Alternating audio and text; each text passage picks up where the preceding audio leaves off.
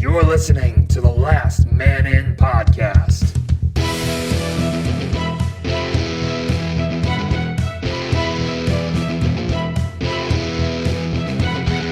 Covering Winnipeg hockey and the NHL. Scheifele dances his way in. Scheifele scores! Blake Wheeler finds the far corner. And the Winnipeg Jets win it in overtime. Woo, woo, woo. Welcome to the Last Man In podcast, episode 130, also known as the All Star Show, where we put in no effort. This podcast is going to be entrant number 30 into the 2017 Royal Rumble. Disappointing. At best, disappointing. To fill everyone else in, it was Roman Reigns. If you don't watch wrestling, you will never get this reference. But Roman Reigns came in at 30. Everyone's like, Samoa Joe, Finn Balor. We're all getting all jacked up. Kurt and Angle. then it's Banda, Banda, Banda. Shampa-ba, and the internet lost it. I will tweet a video of people losing their minds because we're not the only crazy ones here. Because of the Royal Stop Rumble. it! Stop it, Vince McMahon. You're a douche. I Well, appreciate everything you do, Vince, except your stupid storyline with Roman. Just give it up. It's enough. We We're have, enough of this we shit. have hockey to talk about, We do. and as you can tell, there's no Dan here. Here's an example, though. This is what Dan would say. Okay. Roman Reigns in the wrestling world is Toronto Maple Leafs to TSN. Like, Yeah. you can't escape it. Yeah, It's exactly. there. Yeah. But, like, I like the Leafs. Like, Or like- Dan, doesn't. Or like the Cowboys to... The Cowboys to the NFL is Yeah. even a better reference because everyone knows, even if you know, like, if you don't even watch football, you know, you're like, name a football team. Usually one of the first three teams they name is Dallas Cowboys, New England Patriots, and then probably either Denver or, like, the Giants. Yeah, something like that. Yeah. Nonetheless, yeah, this week, not a lot Hockey. of hockey. Not a lot of hockey. Yeah, No. Not a whole lot of hockey. It was the All-Star break. Yeah, so- it was. But there's a lot of, like, semi-news stuff we've talked about before, but at the same time is there.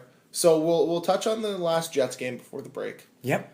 Quickly. Then we'll talk about the All-Star game and the NHL 100 along with the surprising entrant into the NHL 100 or the surprising name. I didn't watch the whole thing. I didn't watch any of it. I just knew that- read the list. I'm Okay. like, I saw the 70s, like, I saw, like, the presentation of the 70s before I, like, stopped watching, and I knew the first forward was going to be Bobby Clark. I'm like, oh, it's Bobby Clark. No course. question. No question. so, and then, so then we'll go from All-Star game, talk about the players going to the Olympics potentially because it really sounds like they want to go, and Yeah. Gary Bettman doesn't want them to go.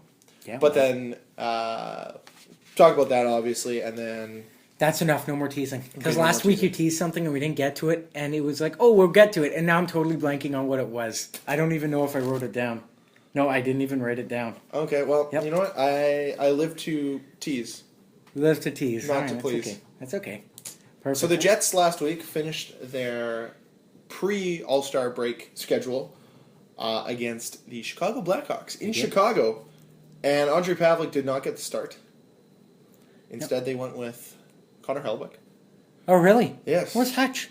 I think they're just sitting him at the moment.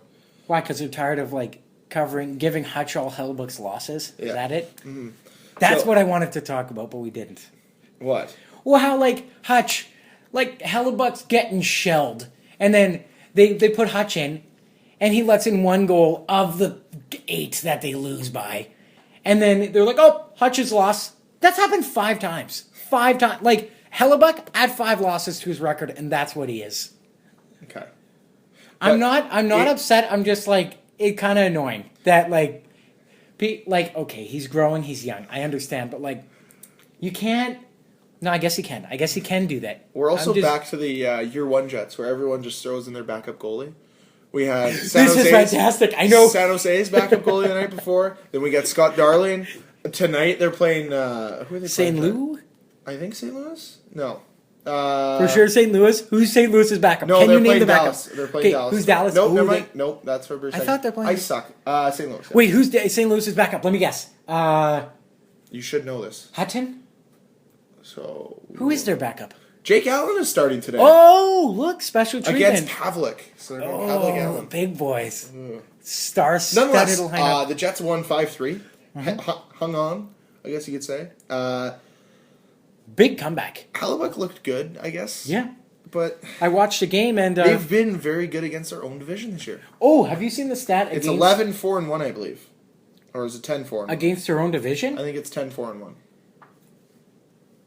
Do you have the stat there? Well, I had a stat on... Oh, yeah, here's the Jets.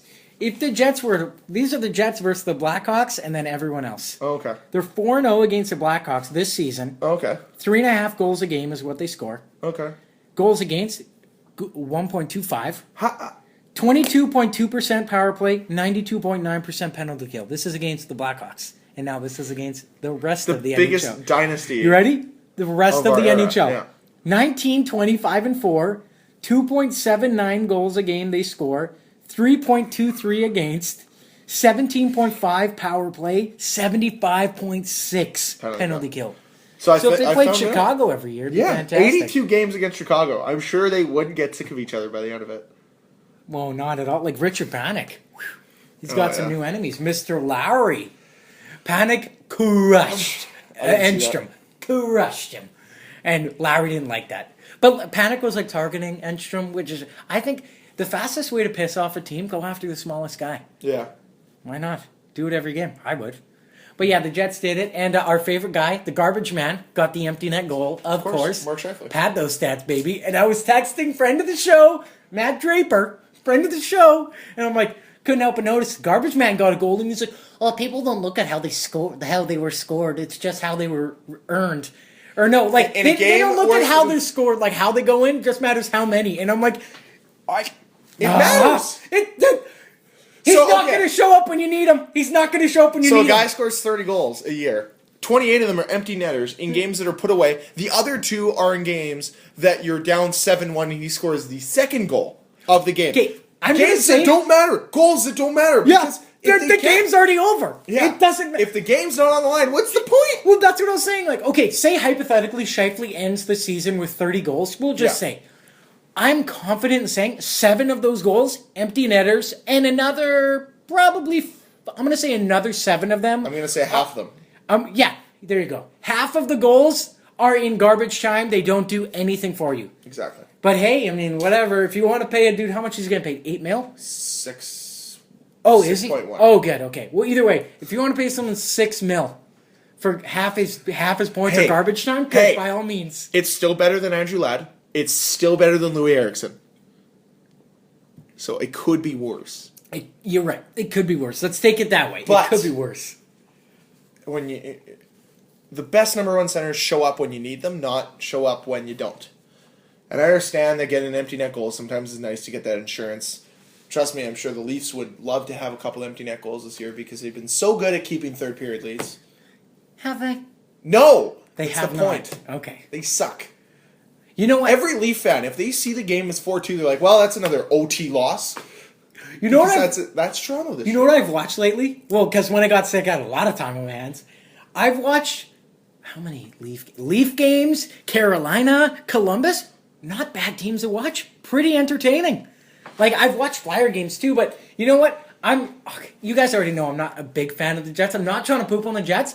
But Carolina, Columbus, and the Leafs are top. Like, they're so entertaining. I love it. Every line, there's a guy I love on the line. Carolina, Sebastian Aho, currently he's got 2 goals on the Flyers right now, happening. Jeez. He's bringing it. He's bringing the heat. There was a thing I was going to pull later in the podcast, but we can pull it now. Do it. This was before the All Star break. This is points per 60 for each rookie on the team. So rookie. The Leafs or no, like every team in the NHL, their cumulative points per 60 for all their rookies. Oh my god! I think the Leafs have like 160 some odd points. So go. There's one team in the league that has yet to field a rookie this season. Oh, can I guess? Yes. Dallas. No. Okay, what conference? It is Western Conference. Western Conference had yet to play a rookie. Like, they haven't played a game. They have not played a rookie yet this season. San Jose? Nope. Okay, I'll do one more because it's getting boring. Vancouver. Nope, they have Stetcher. Damn it. I don't know. Who is it? St. Louis Blues. What? Really? Well, they released... No, but Ratty. Ratty wasn't. Because they released him, and now he's on Carolina. And he's doing pretty good on Carolina, too. He's not bad. So the Toronto Maple Leafs lead the league with 335 games played by rookies. How many points? 67 goals, 112 assists for 179, a minus of 7, God. and 135 penalty minutes for a goal or points per 60 of .53, or points per game. Sorry, this is points per game. Yeah, not they're points per just 60. crushing it, though. Like, they're so good. The thing is if you remove Soshnikov and Frederick Gauthier out of this equation, it it's gets like 0.6 points per game that they get from their rookies alone. Number 2 on this list is the Carolina Hurricanes at .46. Tied there is also the Colorado Avalanche, who've had half the games, or almost half the games. Who are their rookies? Mikko Rantanen. Connor Bleakley? Is he there? No, because he got redrafted this year. Because he re-entered the draft because they didn't sign him. Oh, yeah. So I don't know. I don't know who their Mikko other rookies are. Rantanen's the only rookie? There's got to be more. Well, no, because judging by this, 46 games played, 8 goals, 13 assists for 21 points. Yeah, that's Rantanen. That is Rantanen. Yeah. Okay. And then the Carolina Hurricanes have 38. And as we move further down this list, the Winnipeg Jets have a .38 with 157 games played by the rookies. Yep. So that'd be, I believe, Patan, Laine, Morrissey. Oh, yeah. Morrissey. No. Copp has 2 minutes. And what's his name? Kyle Connor. Kyle Connor. Yep. There you go. The worst team with the most games played is the Arizona Coyotes, who have a .26 points per game between the 208 games played they've Where are had. the Flyers at? Philadelphia Flyers. I think they'd be by Winnipeg, right around there. 9. With 145 games played, 50 points for a .34. It's not bad. So all I'm saying is the Jets aren't the worst. They're in the top 10, obviously, in the league for rookie scoring. So all is not bleak for goals or points per game for the Jets. But moving into more interesting topics, the NHL 100 along with the All Star Weekend. So the All Star Weekend was broken up into 3 parts. Friday was the announcement of the NHL 100. Saturday was the skills competition, and Sunday was the All Star game. But remember, a few years ago, the NHL was all about the drafting on the Friday, which is I'm sad to see it go. I wish it was still around. I like how they're keeping it in the division because you could literally see like the talent level in the division, which I'm biased, but I kind of knew ahead of time the Metro were going to dominate like that tournament. Yeah. Just based off you have Ovechkin and Crosby as your forwards. Did you know this is the first time Crosby has been in an All-Star game in 10 years? Yeah, because he always has a mysterious illness. Evgeny Malkin? He was the... Whoa, look. You can't have them in the same place on a world stage? No, you can't. Or in an All-Star No, I game? think Malkin's legit hurt. And I say this because he's not playing tonight. It's announced, but maybe they're just doing a precautionary so they don't get fined or suspended. So yeah. So the NHL 100, they essentially announced a list of 100 players. They didn't rank them. They just put out a list because ranking it is hard to do. And there's actually a book that's recently been released. I believe it's from Greg Wyshynski and Sean McIndoe, Down Goes Brown. I believe are the 2 people who worked on it, or 2 of the 3 people who worked on it, who essentially sorted the top 100 players into 1 to 100. And there was common debates on there, like the Steve Yzerman, Joe Sakic debate. You've got, What do you mean? Who's better, Joe Sakic or Steve Yzerman? But they're different players. Are they different players? From what I remember, Steve Yzerman played more defense. More of a defensive centerman. But Joe Sakic was also a cornerstone on his team. So Steve Yzerman. Yeah. See, there you go. There. Look at that. Yeah, I know. Right, already. Exactly. Okay, never mind. Yeah, all right. They both could score. They both won cups. Yep. They both lifted their franchises. They both were 19. Both wore 19. Obviously, I mean, clearly. Both were part of the first gold medal for Canada. Did they both shoot right? Stevie shot right for sure. Because I remember that The iconic slap shot. Yeah, I'm pretty sure that Joe Sakic was left-handed. Actually, I know for a fact Joe Sakic was left-handed, I believe. Yeah, I'm pretty sure. I'm confident in saying Joe Sakic is left-handed. Okay. Regardless, those were some of the debates. Obviously, you had to find a place to put like guys like Ray Bourque, Bobby Orr. Where do you put those guys? Where do you rank them? And then I got into this debate because your father believes that Bobby Orr is the best player to ever play hockey. Definitely, 100%. So then I asked the question, who is the player that changed the game the most in the history of the NHL? Since the invention of the forward pass. Because hockey used to be played where you could only pass backwards. Really? Yep. I did not know that. Yeah.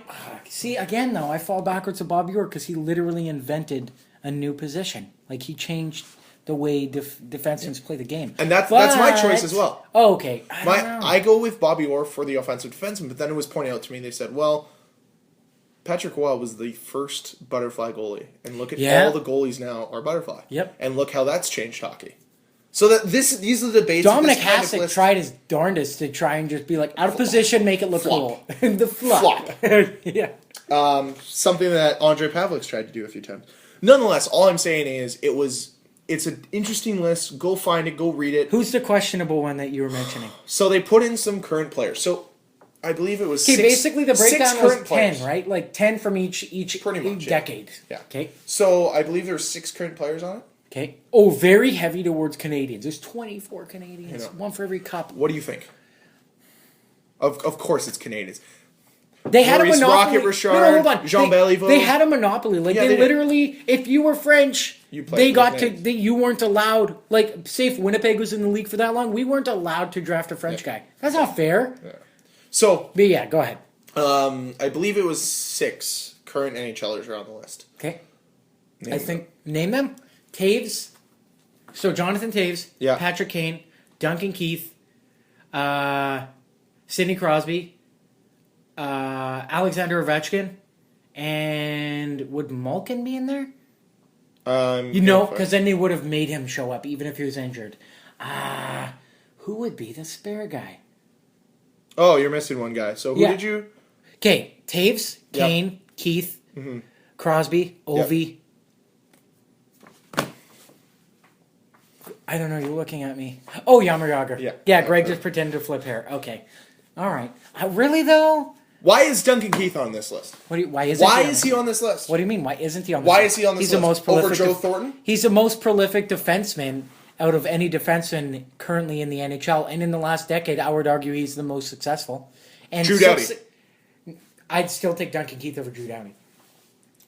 Okay, you think about, what do you judge like best on? Success or personal goal? Like, what are we judging it? You have to look at it that way. Because if you're judging it off hardware, then Drew Doughty and Duncan Keith equal. They both have 2 cups, right? No, Duncan Keith has 3. Oh, Keith has 3. And Then there you go. And a Conn Smythe. Yeah, well, okay, hold on. He got that Conn Smythe because they couldn't give it to Jonathan again. And Patrick. Okay, wait, Jonathan got it the first time. And then it was Keith. And then it was Kane. Patrick. Yeah. And then Kane. Oh, no, he dominated those playoffs. He did. No, I remember that. What? Okay, well, so you're saying you'd rather Joe Thornton over... I'd rather Joe Thornton. I'd put Joe Thornton over Taves. Yeah, that's fair. But, hold on. This is also Kate. Then again, you're saying, well, is it skill over this? But also, here's the other thing. You want to talk about dominance? How is Shea Weber not in here? Because he hasn't really... I know he hasn't won a cup, and if you're Has he won a Norris yet? I don't think he's won a Norris. Ryan Suter has. I think Shea Weber has a Norris. I don't think Ryan Suter has a Norris. Hold on. I'll go to the... I want to say he has a Norris. But it's because he doesn't score the most points, but he's a great defenseman. Well, yeah, he does his job properly, if that's what we're getting at. But I'm trying to think who's been a part of the Olympics, right? 2010, 2014. Both Keith, Weber, Thornton wasn't there for all of them. Yeah. He got picked over. Okay. Well, if we're going it that way. But that's the other thing, right? And Thornton also doesn't have a cup. That's why Taves is there. So, I understand why Keith is there, but I believe they could... What? Shea Weber has never won a Norris. He's always a bridesmaid. He's always a bridesmaid. Because I remember the year that, he was in contention. That was a PK year. And they're like, no, we're just going to get PK. And then, but that was also the year that Ryan Suter, blew the stats out. He's like, I'm the only guy in Minnesota. He's played 49, I never leave the ice. 49 minutes. He's got an IV drip. The moment he steps off the ice, he's got an IV drip. They just leave the needle in it and they just plug the tube in. And he's just rehydrated. Let's go again. And he just gets on the ice again. Yeah, he made Jonas Brodin. Okay, Jonas Brodin's fantastic. But Jonas Brodin, a rookie, was his partner. And Jonas Brodin had to play tag team with any other guy who wanted to play half the minutes that Suter played. So you're saying they obviously had to keep a defenseman in there. In the last decade, you would say you would pick. It's so hard, though. Okay, if you're picking a defenseman, I play this. Let's play this right now. If you're picking you're building a team to win right now. Right now. Right okay. now, this year, your team would. You would take someone's team, and this would be your team. You get a forward, a D, goalie, cost, doesn't matter. There's no cost. To build my team around. Yeah. Who is your forward, who is your D, and who is your goalie? Saying, oh, my team sucks. And No, we're I'm building saying the like... cornerstone. No, I'm just saying like hypothetically, we'll throw in, like you're building a team, but these are the three pieces. You get a forward, a D, and a goalie. So we're looking for success right now, or are we looking You're for winning. You're winning now. You have to win this year. Well, essentially. yeah. Basically, you're going from now for the next 5 years, basically. Well, my centerman is Crosby. If it was future, I would have picked McDavid. But if it's right now, I'm picking Crosby. Crosby, okay. Defenseman? You know what? I'll limit the D to Doughty, Weber, Keith, because that's what we're talking about. Doughty, Weber, Keith, Cup. Wildcard Eric Carlson? No. Those three. Because that's what we're arguing right now. Today, I'd probably take Weber. You'd take Weber. I'd take okay, Weber. see, mine is always between Weber and Keith. Like, it's... Okay. For the last, probably 5 years, it has not changed. It's always like, well, do I want, a more mobile one? Or do I want, one who I'm terrified of? And I remember when PK and Keith, or Weber got traded for each other, you guys said... because I was more for I like Weber more than PK. Yeah. And then you guys are like, well, why? I get the analytics part of it. They're both they're both great hockey players, but analytically, PK out of the water, way better. But, Dan, I think Dan asked me, if you're skating a one-on-one on any defenseman, and it's down to PK or Weber, which one don't you want it to be? You don't want to play... It's Weber, because I'm scared of Weber. It's the same argument as the Scott Niedermayer, Scott Stevens debate. Yeah. You're going to go down Scott Niedermayer's side because you're not going to risk getting injured by Scott Stevens. It's the same thing. But, so you go with Weber, and then your goalie. Who would be your goalie? Carey Price. Carey Price is your goalie? I think so. I'm not going with Carey Price. You going Steve Mason? No, Holtbeast. Holtbeast. Okay, well, yeah. Regardless, all I'm saying is... Yeah, it's... I'm sure they had this discussion. The greatest thing about this debate is the greatest thing about this list is it provokes debate, which is nice. So after this, they decide to do the All-Star Skills Competition. Yep. Which had some highlights, had some lowlights. What would be a low light? The 4-line challenge. What? I didn't watch a lick of it. I didn't watch a lick of it. So, what they had was a nice, almost a shooter-tutor, but it wasn't a shooter-tutor. They had a big board. And it was like plexiglass, right? Yeah. They had high glove, low glove, bottom corners, 5 holes. So they had 5-hole along the ice, corners along the ice, corners, low top glove. corners. Low glove? No low glove. They had low glove too? There's only 5 holes. Okay, there's the shooter. So then they started at the blue line and they'd work their way back. Each shooter had 2 shots to make it in these holes, and they would open certain holes for certain shots, close certain holes for other shots. Certain holes were meant more points for certain shots from certain distances, and then for the last shot from the other goal line, you could get your goalie to sub in, you get more points. No, Mike Smith made the shot from his own end. Into the 5-hole. Into the 5-hole. However, it was the most boring 20 minutes of television I've ever watched. What you're trying to tell me, because I've only seen a few clips, Burns getting it top left corner from center ice and Mike Smith. Not bad. But this sounds when we're done playing shinny and we're all right, I got a little bit in the tank, let's play posts from the blue line. That's what they did. That's what for it was. 20 minutes. It was brutal. Just awful. I'm sitting there, I'm I hope they never bring this back. Never bring this back in NHL. I understand the idea of trying to bring fresh new ideas to the All-Star, to the skills competition. But holy crap, not boring stuff. It's not it would be the equivalent to the NBA saying, okay, this is what we're going to do. We're going to let people take a shot from, we're going to set up 5 baskets, one super high in the air, 14 feet, one at 8 feet, and then the one at 10 feet, and you get to shoot from a bunch of different places, each one worth different point totals. It's not exciting, it's boring. They have to change it up, though. They have to fill But, time. here's the other thing. I don't know if you guys follow NFL on Facebook, but they've been showing a lot of videos of, their kickers hitting shots into these baskets. Basketball hoops. Exactly. Those are cool. It's cool when they make the shots. But when you're probably sitting there for the 40 attempts beforehand and televise it, it's probably not exciting. Right. So that's what the NHL is doing. It's exciting when you see people make things. It's not exciting when you see people miss things. The skills relay, I think, is enjoyable to an extent. Like, I know that was the 4-line challenge, I think. The skills challenge relay, would that be what it's called? Yeah. Pacific won. Yes. Like, I know who won. I don't know how they won. Pacific won. Accuracy shooting. Did you watch? Crosby won. Yeah. After Matthews was like, I'm going to do a bunch, and then Crosby won. And then Line A. Oh, I heard this because I only heard this from my one Jet. Well, there's many Jets fans in Winnipeg, but my buddy who watched it, he's like, I have really high hopes for Line A. And I'm like, come on, buddy. Like, against Crosby and those guys, that's... And you know what? I knew which corner he was going to have issue with. He had issue with the bottom right corner, did he not? Like being Patrick Laine? Because he has such a big hook in his shot. Or in his pattern. Anyway, so Crosby had... he hit 4 targets in 10.73 seconds. Laine hit it in... Where did he hit? 23 or something like that? 22? Yeah, like he wasn't too far off. No, Laine was 22 seconds. But Matthews was 12.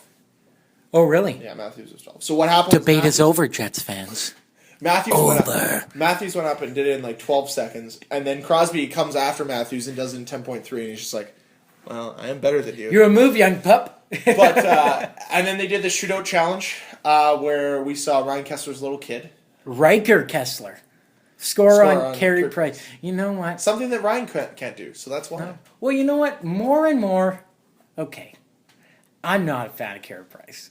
But every time there's an All-Star game, I'm like, damn you, Carey Price. Now I can't hate you this year. You're so good at All-Star games. He's such a good sport. Like, the one time where he's like, I'm not even going to look at this one. And he, like, posed. And then Sean Couturier came down and actually tried scoring. And he saved it. He saved it and he wasn't looking. And I was like, life of a Flyers fan right here. Yeah. Always pooch by Habs goalie. Always. I found it, like... There's moments to the All-Star game that are great when you see guys talking. And one of the really good moments was PK Subban was on at least on the CBC broadcast was talking with Jim Houston and the guys on the mic, and he has a lot of charisma. And he's going to be in broadcasting when he's done. 100%. Yeah, he has the ability to do it. I believe they brought Erik Karlsson in for a bit. That was good. I think Brent Burns was in it. He was good. Like, it was just a fun. It was a fun atmosphere. It was a fun weekend. Oh, it was a fun skills competition. And then they do the game. And the first game is Petro versus... we skipped over 2 things. Oh, sorry. Go ahead. Speed was clearly McDavid, 13.02. Yes. And then hardest shot, Weber, 102.8 kilometers. Laine was the second hardest with 101.7. Now, people are like, well, I didn't know Laine could shoot that hard. He's got a pretty whippy shot. Like... Okay, whatever. Use your ability. I'm going to say if they were each handed a wood stick, Laine is clocking in at like 80. And Weber's still hitting 100. I think the difference to it's the approach. But hey, whatever. They have no rules as to how you do it. It's just hardest. That's it. Yeah, but... I'm being super grumpy about this. But go. You have a smile on your face. What are you going to say? Well, no, like, I appreciate what Laine can do. As somebody who wants to learn how to shoot the puck harder, flex has a lot to do with it. The thing is... I think, like, so when the Jets did their skills comp, yes, Byfuglien went, he did his shot, then Laine went, did his shot, and Byfuglien beat him by like 0.02 or something like that, miles per hour, or kilometers, I think they were doing. Regardless, whatever they did, it was very, very tight. So then Byfuglien was joking around, he said, give me your stick, and did a shot with Laine's stick, and his clocked significantly lower. So I think it's just a lot of it is body composition and weight and how it transfers to the stick. Because you and I using the same stick, like I have probably 4 inches on you, 5 inches on you, and probably close to 100 pounds. So, or if not more, my shot with your stick is a lot different than if you shot with my stick. It's it's worlds apart. The best way I can describe it is there's a video out there where they give beer leaguers Zdeno Chara's stick and they try to shoot with it. And Zdeno Chara's stick is like a 120 flex. Which is like a steel beam to most people. But if I take it, granted, my shot would probably decrease a little bit, but because I'm 6'5" and I weigh well over 250, I would have some power behind the shot still. It wouldn't completely dissipate. At least You I'm would know how confident. to approach the shot. Yeah, like I would feel confident because it'd be taller than it should be for me, but I could still approach it with confidence. So that's the best way I can put that into comparison. The biggest debate obviously was the Connor McDavid versus Dylan Larkin debate. Because last year for the fastest skater, Dylan Larkin had about a line of approach, about a zone from blue line to red line approach to go all the way around the rink. To get catch speed before Exactly. it started. Okay? So, because of that, it sparked a huge debate because Connor McDavid did it fully. And my phone's going, I'm sorry. Oh, no, It's that's ringing. fine. I'm like looking around like, what's going on? But there was a huge debate because regardless, how it doesn't far matter. apart were they? I don't know, like 3-4 seconds. I don't really know. I didn't pay that much attention to it. Regardless, we know McDavid's fast. We know Larkin's fast. It'd be cool if they kind of went off against each other. It'd be kind of neat to see. Start each of the red lines and then do this and see what happens. That should be what fastest skater is. I understand doing the little obstacle kind of mini race they do. Do it in a circle. But Like when we each start at the played red when line, we were younger, or you each did. start at the red line and you just skate in opposite directions and then do the full rink. It's not a hard concept, but they try to change it up every year. But regardless, we need to move on to the game itself, where the Pacific Division played against the Central. Yep. And the Central is sporting those beautiful purple jerseys with white helmets and gloves. I didn't watch it. Oh, okay, you didn't watch any of it. I didn't watch a minute of it Okay, at well, all. you didn't miss anything. Okay. You missed three boring games. Okay. Just a lot of the thing is, a lot of people were wondering, when would the 3-on-3 novelty wear off? Because it was decent last year. It took 1 year for the novelty wear off. Nobody was trying. Nobody put any effort in. And then it was funny because the Pro Bowl was on later that night, and I was watching it, and the players were, putting in effort. Kirk Cousins threw an interception and chased down the defensive back who caught it and, tried to strip the ball from him. He's I want to win. He also wants a $20 million contract next year, so he's got That to show too. some effort. But, the difference there is I think the winners got $60,000 and the losers got $30,000 in the Pro Bowl. And in the NHL, it's $100,000 to each player or whatever. Well, or the $90,000. winning team gets $1 million. But keep in mind, most guys last year donated their money. Yeah, Which, and that should be. why not? Why wouldn't you want to play for whoever you're going to give it to? Here's my thought is maybe you say, okay, Patrick Laine is going to play for the Winnipeg Jets Children's Foundation or whatever. I can't remember what it's called. The True North Foundation is what it's called, I believe. Play for that. Just say, I'm playing for them. And then if you win them, the money goes to them. You don't need it. If you win MVP, you don't need the free car. You can donate it. Or something like that. I understand winning an MVP is awesome. Which Wayne Simmons did. Oh, With Metro. Yeah, but Metro Division won it, but... they did. Well, Wayne Simmons, apparently the last flyer to win before Wayne Simmons, not that it matters. It's an all-star game. Was who, Mark Recchi? Reggie Leach, 1980. And that's actually the only other flyer to ever win an all-star game. Or MVP. But what I was going to say, just even back to the draft, how funny was that when Ovi's pick last, want car, need car, can't afford car. Yeah. Because then we found out when he didn't get picked last, they were like, why did you want to get draft pick last? And he was like, oh, I wanted to donate it. Yeah. And then Honda's like, oh, hell yeah, we'll just give you a car to do it anyways. Yeah. It's a win-win for everyone. So, each player coming in should be when you're a coach of a team, I don't know if they do this anymore. Do they have sponsors on the bottom anymore? Some teams do. There you Depends go. where you're from. Each player on the bottom shows the The foundation? the foundation they're playing for. Why not? Who cares? Bettman doesn't want it because he wants to put... Oh, yeah, no, Other advertising. advertising. Yeah, right, Sorry. right. Because he's the devil. I know. It's a good idea, I think. I think it has some weight behind it, obviously. Be interesting. So... Needless to say, you weren't impressed with it. It was a very boring, very, very, very... So very, you're saying very by boring. me only watching the highlights, I didn't miss anything, and I got all the good stuff. Okay. Is Yeah, that- no, it was very boring. It was not interesting at all. So, this has led to what are they going to do next year? All I can tell people is I don't think they've announced where the All Star Game is going to be next year, but I can almost guarantee you it's not going to be in Edmonton, Winnipeg, or Las Vegas. But I would not be surprised in the next 5 years if all three of those places get an All Star Game. Edmonton, Winnipeg, Vegas? Edmonton, Winnipeg, Vegas. So here's why. here's what I Yeah, think. sell me on going to Winnipeg over Cabo. Let's go.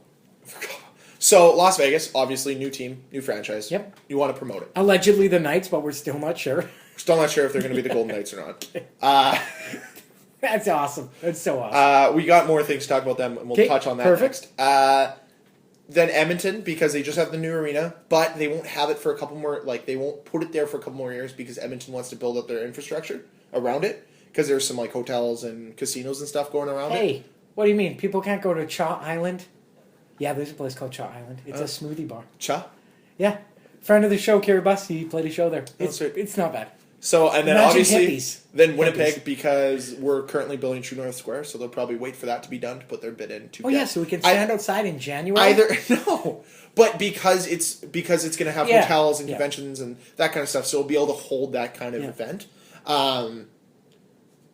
But regardless, it'd be nice to see one in Winnipeg here. So, Do you think, where was it again this year? LA. Do you think players who are friends with like Drew Doughty or someone, they were like, hey, can I just crash at your place instead of a hotel? You think they do that? Probably.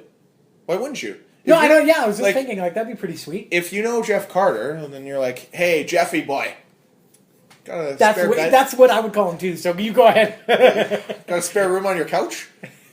Yeah. Jeffy, it's Jimmy. Because really, like, as a lot of people pointed out, they're probably slow because the skills competition ended at about 6 o'clock LA time. So they probably, or not 6 o'clock LA time. Sorry, probably 7 or 8 o'clock LA time. Probably 8 o'clock LA time, I think. So players went, showered, did some media stuff, got changed, went out on They have town from in 9 LA. o'clock on in Los Angeles. Okay? And the game they play the next day doesn't really matter that much. On top of the fact that game started at 1. I'm sorry, like, if someone tells me, hey, you got a game that doesn't matter that starts at 1 tomorrow, I'm getting fucking blitzed the day before. Did you hear Ovi? Not the exact quote, but there he was like, I think it was like, holy fuck. Like, or like, holy shit. Up, down, too much skating. But that's because Ovi usually plays with like Baxter or Kuznetsov, who just carries the puck for him, and then they're like, oh, if you go to the left hash mark, we know how to pass to you already. Exactly. It's fine. So, what do you think the NHL should do to create some more excitement around the All-Star game again? Personally, I think they got to ride it out. I don't mind the All-Star game. Like, I loved the format last year. It was awesome. But also last year we had storylines. John Scott There was no storylines this year. It was John Scott. There's no real storylines because the NHL's like, we don't like fun. We cannot have you voting in Radko Gudas or whoever you're going to vote for. John Scott 2.0. Skills relay, like the skills, I don't know. You got to change it. Like last year's, like it's usually not fun. Like it's pretty boring. Like, although if it was between the game and the skills, I'm doing the skills. Like if I got to pick to watch only one. Yeah. What would it change right off the hop? Cause no, you know what? I'm sticking to what I'm doing 2 years ago. You put players as goalies as players, and then you might risk injury. That's the only thing with that. Oh yeah, they're not doing that. Never so, I was trying to think of different formats. One of the things that I thought would be cool for the NHL at least is they did this a few years ago. Is have the sophomores and rookies, but they get their own team. And instead of doing divisions, and I understand the purpose of it because you got to see the talent that's in each division. But instead of doing that, you should just showcase all the talent in the NHL. So you'd have a sophomore rookie team. So that team would have had like Laine, Matthews, Marner, Werenski, those types of players. Matthew Tkachuk, those types of guys. And then you'd look at, I guess the other team, like, and then you get like a sophomores team together, which is like last year's rookies. So you put McDavid, Eichel on those teams. Oh, and then that 35-plus team you were talking about too. Just to make it more fun. Either do that or go back to the draft. But we should move on. Yep. Looks like Vegas is going to be able to participate in trade deadline this year. If they get their final relocation stuff all sent in before trade deadline, they can participate in pick trading, I think. Oh, okay, because I was like, how are they going to... That would suck getting a... Could you imagine? Christopher Stevens been acquired by the Las Vegas Golden Knights. For a third-round pick. He'll be reporting to the Biaggi Rest Hotel. So obviously, I don't know what that's going to mean, but it might bring something into the fold at least. Yep. What were some other stuff? Apparently, Vegas has third pick this year. They have the same odds as third pick. Oh, that's so. Because I'm looking at mock drafts. I'm like, how the hell did they get third? Yeah, so they got the third best odds. So they're winning the draft, is what you're telling me. They're probably winning the draft and getting. We're going on record, January 31st, 2017. They're winning the draft. Yeah. Anything else that you have to mention? Yeah, Albany. What are they called? The Devils now. Albany Devils. Yeah. They are relocating again back to Binghamton to Binghamton next season. Due to the last 3 out of their 7 seasons in Albany, they're dead last in attendance, and they had never been ranked higher than 26th in attendance. Where's Binghamton going? St. John's? I don't think Binghamton has a team currently. Where are the Senators right now? I don't know. I didn't look. But the arena they're going to, maybe Binghamton's still there, but the arena they're going to in Binghamton, max capacity, 4,679. AHL needs to fix some things, but it's really hard to fix. Like, it's hard. AHL is an up-and-coming league in terms of, like, it's a pretty viable option to send players from Europe there. If CHL would loosen up on their rules, maybe they won't. I doubt. But they don't want to it's hard to sell the AHL to, like, a market such as maybe even Albany. I don't know where Albany is. But it's easy to sell. It's easy to sell hockey to a market that wants hockey. It's hard to sell hockey to a market that doesn't. That's want like hockey. if the NBA were to come here, or example, what I've always wanted, the MLS. They're not gonna be able to sell. But no, it's not that. It's if it's not. We got the D League to come to Winnipeg, like when the Cyclones were here. That's not D League, but it was like an. Oh yeah. It's like it's not the big thing. It's not the like. I think if MLS was here, I think it'd be somewhat successful. Actually, yeah, because that's no. You're saying, oh yeah. So I'm saying top dog affiliate leagues. It's tough to go. It's like perfect example. It's when the CFL expanded into the US. It's not top dog, so people don't care as much. When the I think it was called the UFL or whatever it was called, when there was only like 4 teams, I think it was called the United Football League. It was just a rogue league to the NFL, and it just couldn't. People don't want to go watch it. It's the same with the XFL. Yeah, people don't want to go watch it because it's not the best product. Yeah, and maybe honestly, as weird as it sounds, the NHL, the AHL should go watch some AAA baseball and see what they do right. Because AAA is a very, very viable thing for cities. Like I tell you, like we in Winnipeg, we have a rogue A-League team. Like that is third tier. They're not even affiliated with an MLB team. None of these teams are, but they still do a very good job at selling tickets. Yeah. The Winnipeg Gold Eyes. Exactly. The American But what I'm saying Association. is they should take a page out of baseball's book, look at what the WWE does, because their indies do great. The NXT? Yeah. Does it not do well? That does fantastic. Exactly. Because you know they're going to be in the WWE. Exactly. They're not all to make it there. Oh, but you watch anyways. You watch okay, anyways. I get where you're So going. that's where I'm going. Yeah. But I want to move on from it. Yep. Do you have anything else there? Yeah, I have a couple more. So Habs acquired Nikita Nesterov from the Bolts for Jonathan Racine and a 6th-round pick for this year. Don't know who Jonathan Racine is. I know he plays D. Tampa's in some hot water with the expansion draft. They're going to lose a big forward, for sure. Like, one of... But they need to. Cap space. They don't have it. Yeah. Oh, going back, will you sign Stamkos or you leave him? Let him walk. I would not sign him. I now, seeing it now, I would have let him walk.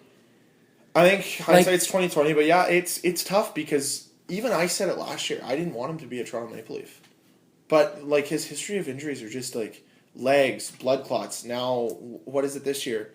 An arm or I don't know. I don't remember. But he's hurt, right? He's hurt all the time. It hurts the team. Regardless, yeah. So you would not? You would let him walk if you were Tampa. You're Tampa. It's so tough. I don't think you can let him walk. You can't let him walk. You put your best pitch in, but the other thing is you have to think about the future. And I think the big telling sign was when they signed Hedman for a very affordable deal, and then they were able to afford Stamkos. But yeah, well, and yeah, now you have Kucherov, Johnson, Palat. It's something's going to change there. We're going to see a big forward go, but yeah, it's going to be interesting, obviously, to see how the dominoes fall there. Yeah. Oh, and Thomas Greiss, as of not officially confirmed by everyone, But widely speculated, Thomas Greiss has been signed to a 3-year contract worth $10 million with the Islanders. If this is true, this might be the best signed contract that For a goalie? Starting the goalie? Islanders have done in a very long time. Yeah. However, the Islanders cannot figure out their arena situation, as it seems like them and the Barclays Center are going to be partying in, I believe, 2018, 2019 will be their last year there, so they have to look at outside sources at that point. Whether they take my idea up and join the New Jersey Devils at the Prudential Center, which could be a good idea for the arena and for both teams. They relocate, or they build a new arena. Only time can tell, really. We'll see Or they what go happens. to Quebec, maybe? Yeah, that's what I said about relocate. Oh, yeah. reload. Sorry, I missed that. Yeah, Well, obviously. yeah, did you see, it was the owner or the GM of Barclays Center? They were like, oh, yeah, after the 2018-19 season, they're not going to be making us money. They're going to be losing us money. Yeah. And I was like, whoa, holy. But, I mean, hey, it's a businessman, right? The other thing, yeah, but they're also looking to sell the arena along with the Nets right now. Like, the owner who owns the arena and the Nets is looking to sell. Oh. The Brooklyn Nets are also in last place, and where are the Islanders? Pretty close to last place. That's like the Hawks, when they were trying to sell the Atlanta Hawks and the Thrashers together. And then Winnipeg's like, oh, we're taking the Thrashers. They're like, you want the Hawks? They're like, no, Thrashers. Only one. There can only be one. So they've got that issue for sure. And then other kind of shitty news. Clark MacArthur has officially been closed down for the rest of the year with a concussion. Yep. I think this is dating back to when we talked about this. He got hurt in Pat Seeloff hit him from behind in a summer camp game. Yep. And Semyon Varlamov shut down for the rest of the hip surgery. So Colorado's confirmed to be finished dead last. Like, there's no way to get out of that hole. If they get Nolan Patrick, who they wears don't number need 19, him. They don't need him. but rumor has it they're going to move Matt Duchene. And Landeskog. And apparently. Landeskog. Yeah, and I like how the Flyers are linked to both of them. I'm like, can we not? And the can Hawks we stop? are linked to both of them. I know. I don't want to see Matt Duchene in a Hawks jersey. Never mind Gabriel Landeskog. Would you take? Ooh, here we go. Would you take Landeskog on the Leafs? Yes. Would you be willing to get? What's your toss? My toss back to them. Like, what's your offer for Landeskog? You know he's available, so you're kind of in the power position because you know they want to get rid of him, allegedly. The problem is what Colorado wants and what Toronto wants are the same thing. Oh, They both defenseman. want young defensemen. However, they could look at him as a replacement for JVR when they move JVR for a defenseman. Then they move JVR for a defenseman, bring in Gabriel Landeskog for maybe like Kasperi Kapanen and Willie Hockey? No. I'm going to stand firm that they should keep Matthews, Marner, William Nylander as the three Going cornerstone forward, young players that they need going forward. Because the way I see it is Matthews is going to be a franchise guy. Marner is probably going to be a franchise guy. So you're probably going to sign both of them off their rookie deals to about $6 to about $7 million. Then after that, you got William Nylander, which will probably be on a bridge deal. Connor McBrown, along with Zach Hyman, will also both be on bridge deals. So, and then, as much as I don't want to see him go, I wouldn't be shocked to see them try to maybe package Tyler Bozak somewhere. But yeah, like I would love both Matthew Shane or Gabriel Landeskog to be a Toronto Maple Leaf. I don't think it's realistic. Where do you think they're actually going? If you had to pick a team for each of them. Because clearly, I don't think they're going together to the same team. I don't think they're going to go together to the same team. I could see one end up in Florida. Like Duchesne or get Landeskog? I'm getting you to pick one. Either. Okay. I'll say Landeskog to the Flames. Duchesne to the Panthers. That'd be sweet. But Landeskog, I could also see him going to... I could see one of them in Carolina for some reason. Maybe Jacob Slavin going the other way. No! Wait, yes! Jacob Slavin to Denver. Because he's from Denver. Denver, exactly. Jacob Slavin in Denver. That might be in. No, again, I can't buy more jerseys, but that's a pretty goddamn good jersey to get. 74 Colorado Alti. But here's the other reason why Gabriel Landeskog could never be a Leaf. Where's 92? Not allowed to wear 92 with big ol' Lou Lamoriello saying you can't have numbers over 40. Yeah, what is... Come on. I don't know. Come on, Lou. Take out your teeth for a minute and just answer questions to the media. I want to hear it. That's nothing to do with the numbers. I just want to hear it. I don't know. Anything else? Nope, nothing. Montreal Canadiens affiliate Laval. Oh, yeah. Named their name along with their jerseys today. They're going to be called the Laval Richards. No? Rockets. Laval Rockets. Rockets, yes. In honor of Maurice Rocket Richard. Allegedly. They're going to have 9s on their jerseys. On the wrists. On the wrists. Yeah. I don't know. It's a nice looking jersey. It looks like a Montreal Canadiens jersey with a big R on it. That's what it looks like. Yeah. The Rocket. Nothing fancy. The last thing that I'm going to bring up before we move into the Patrick's Parade. Oh, yeah. NHL begins their free Twitter stream of games tonight, starting with Tampa Bay versus Boston. Oh, cool. However, it is geo-restricted to U.S. users only. Of course. Of course it is, right? So I'm going to change my DNS server. Yeah, one game a week is going to be free. Cool. 2 quick things. It looks like the players are all on board together to going to the Olympics, and it's up to Gary Bettman to decide what he wants to do, because pretty much every player that was interviewed at All-Star Weekend said they wanted to go, including Connor McDavid, that just said that you don't see Olympics without NHL there, period. Last thing I'm going to bring up, I read an article this week about adding a 2-point line into the NHL.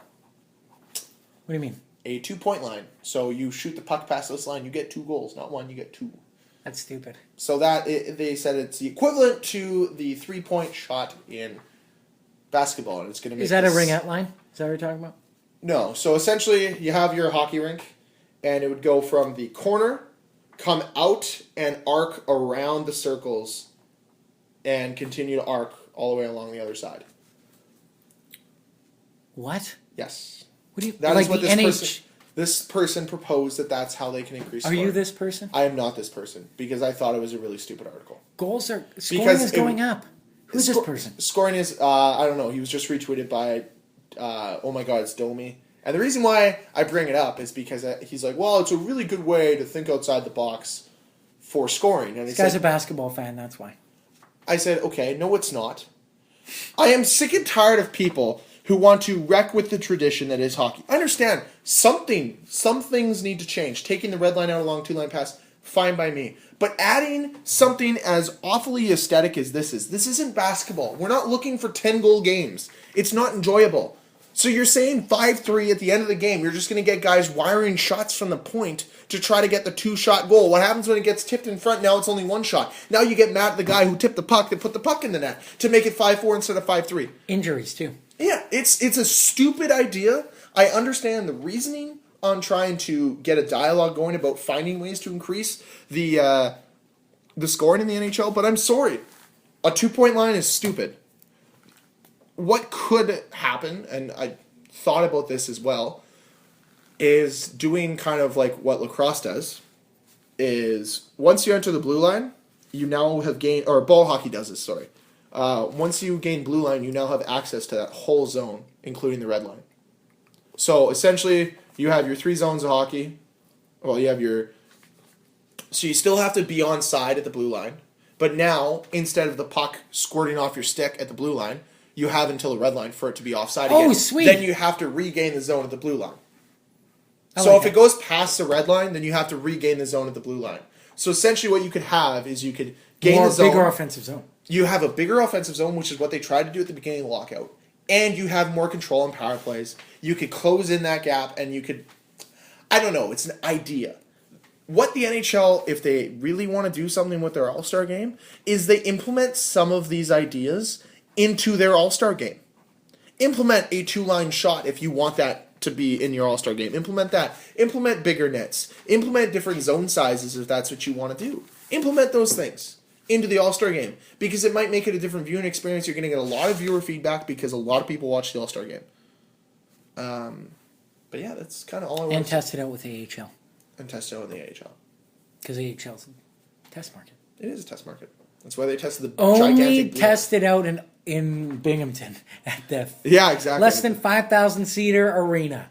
Oh God, what? Dallas is destroying Toronto right now. Oh, really? What's the score for you 3-0. guys? Oh, nice. Hey, guess what, buddy? 4-0 Carolina over the Flyers. So you know what that means? Sebastian Carolina's making the playoffs. Sebastian Aho, first career Hattie. Good job, Sebastian. I'm not mad at you because I like watching you play hockey. You're very talented.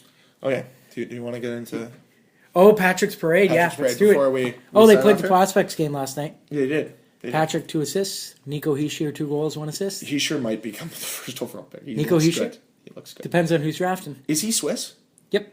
What position is No, Danish. Danish? He's Danish? Okay. Wait, no, he's Swiss for sure. Yeah. Swiss. Yeah. Okay. What, He'd be the highest. He's going to be the highest drafted one. Previous was Nino Niederreiter. okay, my question to you is, what position is he? Center. Isn't Nolan Patrick center? Yeah. So then why would it matter what a team wants? Nolan Patrick's plays like a Sean Monahan. Nico Hischier plays more of like a... So an injured player. No, like when he plays. Sean Monahan... Okay.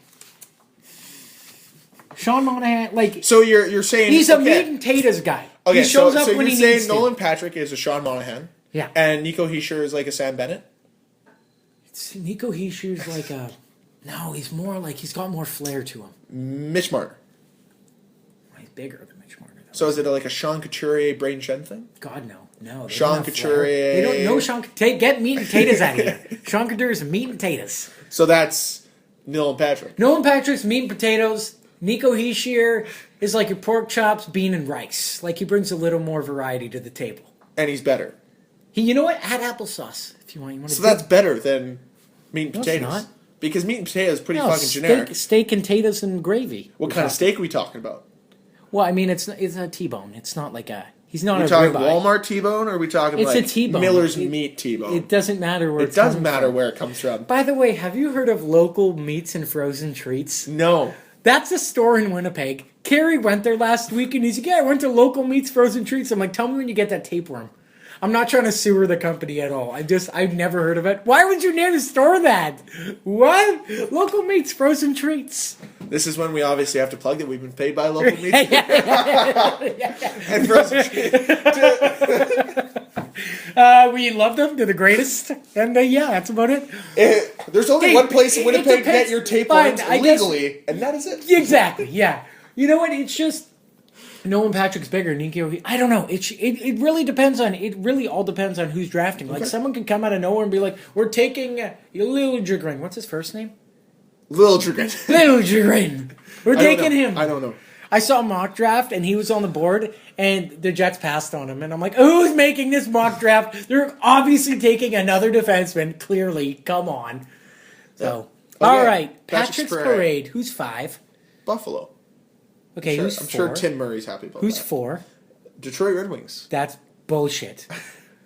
You know what's terrible about this? They're I gonna want get the Nolan streak Patrick. to end. They're getting Nolan I Patrick. want the streak to end, but I don't want them to have a top 5 pick. Because then they're like, oh, back at it again with the White Vans in the playoff spot. All right, who's 3? New Jersey Devils. Signed by me. That person's... I'm so sorry. Who's 2? The Arizona Coyotes. Oh, yeah. And then 1 is Colorado. By 10 points. 5 games? Come on, Colorado. However, Holy piss. they have 6 games in hand on Yeah, Winnipeg. it's not going to help them. Oh, on Winnipeg. Yeah. Oh, look out, Jets. That can only Jets get are them. that bad? That can Hold only on. get them within 10 points. How though. far out are they from playoffs, though? The Jets? Yeah, like, Let me look. yeah, we got to go They're there. currently at 50 points. 50 points in K. And they are 3 points out of the playoffs. Okay. With the same so amount they- of games played as Calgary. Okay. So it's they're not, realistically it's not still as in bad it. as we think. But here's So the Arizona, argument. Colorado has it on lockdown. Here's the silver lining through it all. Okay. Is the Jets have now played 52 games this season. Okay. I don't know where the silver lining is. There is only February, March, and a bit of April left. So you get 2.5 months to fit 30 games in. Whereas other teams have 35 games, 36 games to fit in that 2.5 month span. So the Jets are going to be more rested, they're going to be healthier, and they're going to be able to go on a run. Well, I'll tell you the stats from last year. Last year at this time, right after the All-Star break, they had 47 points and a minus 12 goal differential. This year, 50 points, minus 11 goal differential. Pretty much the same spot. Yep. And around that 500 mark, as they always are. But all I'm saying, the silver lining is they're going to be a more rested team, which means that they will potentially be stronger moving forward and have less injuries. This year has been bullshit. With the condensed schedule, like the Leafs play 35 games in 69 days or something like that coming up. Well, hold on. The NHLPA I know, wanted wanted an the extra bye week. So The bye that's week what is you're getting stupid. for. That's what you're getting for. Stupid. I understand, okay, the bye week's kind of silly, but it gives you more rest. But by being more rested, Got to play more games. you got to play more games again. And each team always got like a break in terms of like, oh, you don't have a game for 4 days. Like everyone always gets that. Now they don't have that anymore. Yeah. That's gone. And then the other thing, too, is they condensed the schedule at the start anyways because of World Cup.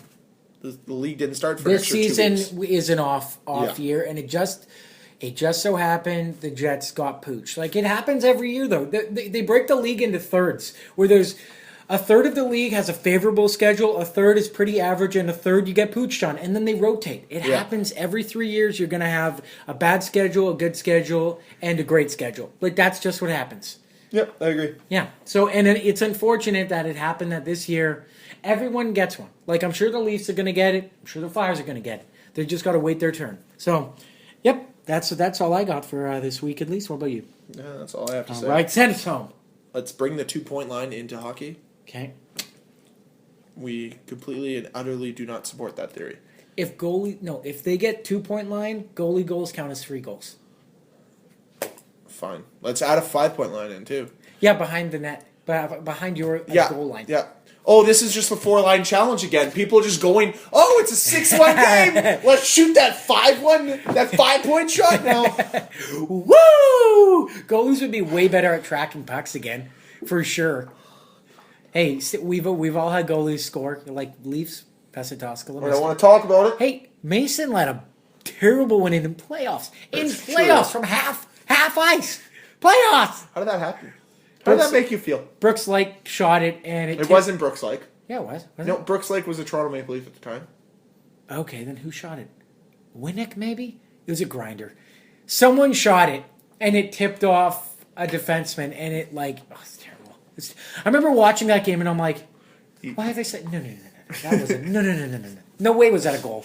And then they're like, yeah, good goal. Like, what? Come on. Hey. Yeah. So. It's not like, the whole Vesatoskala when I didn't watch the game. Turn on Sports Center. Anyone goes in and I just watch the puck bounce and goes over Vesatoskala. Mr. 197. What life of a Leaf fan? This is brutal. But that's all the time we have today. If you want to check out the podcast, Last Minute Podcast on YouTube, anywhere you get your podcasts, whether that be iTunes or Google Play, you can email the show at lastminutepodcast@gmail.com. Check us out on Twitter at lastminutepc. Until next week, we will be back.